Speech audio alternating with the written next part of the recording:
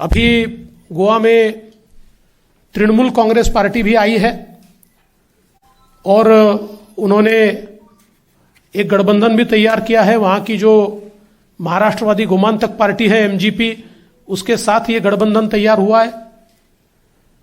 तृणमूल कांग्रेस के आने के बाद जिस प्रकार की राजनीति टीएमसी ने की, गोवा ने उस राजनीति को पहले ही नकार दिया।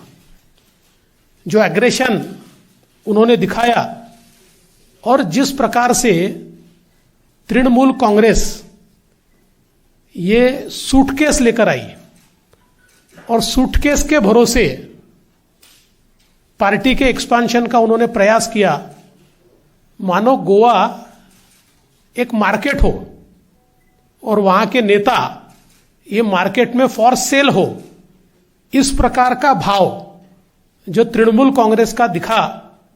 और फिर कांग्रेस के कई नेता, अलग अलग नेताओं को जिस प्रकार से उन्होंने लिया, और वहां की बातें अगर सुनी जाए तो लोग तो कहते खरीदा, पर ठीक है, मैं ये कहना नहीं चाहता हूं, लेकिन बावजूद उसके अब लोगों के मन में तृणमूल कांग्रेस कोई भी कॉन्फिडेंस इंस्पायर नहीं करती, क्योंकि उसका जो स्टैंड रहा है तृणमूल कांग्रेस का, लोग ये समझते हैं कि इनका स्टैंड ये anti Hindu, anti national and anti democratic है।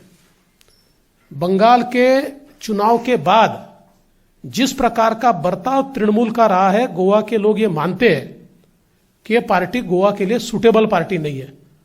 और दुर्दैव से गोवा की होम ग्रोन पार्टी जो है एमजीपी, इन्होंने उनके साथ अलायंस किया और इस अलायंस के कारण एमजीपी के केडर में इतना असंतोष है कि उनके जो नेता चुनाव लड़ने वाले थे, ऐसे कई नेताओं ने मना कर दिया। कुछ नेता और कई कार्यकर्ता भारतीय जनता पार्टी के साथ आए, क्योंकि पूर्व में एमजीपी बीजेपी के साथ रही है। तो ये सारे के सारे नेता, ये जो टीएमसी का एक प्रकार का एंटी हिंदू स्टैंड है, एक प्रकार का एंटी डेमोक्रेटिक स्टैंड है, इसके चलते वो भारतीय जनता पार्टी में आए। और इसलिए ये जो अलायंस है, ये अलायंस भी कोई लोगों को बहुत इंस्पायर नहीं कर रहा है। तीसरी पार्टी यहां जो आई हुई है वो है आप ने हमेशा की तरह सुबह से लेकर शाम तक झूठ बोलना और झूठ की बुनियाद पर यह पार्टी खड़ी है।